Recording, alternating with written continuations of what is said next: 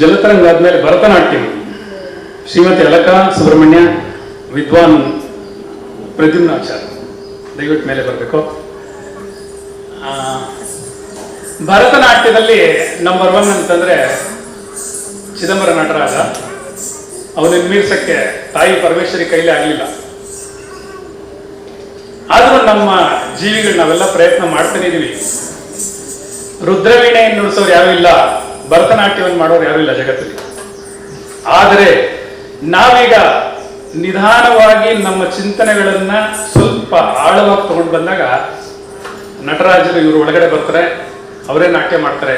ಅದನ್ನ ನೋಡಕ್ಕೆ ನಾವೆಲ್ಲ ಕಾತುರವಾಗಿದ್ದೀವಿ. ದಯವಿಟ್ಟು ಪ್ರಾರಂಭಿಸಬಹುದು. ಇದೀಗ ಪುಷ್ಪಾಂಜಲಿ.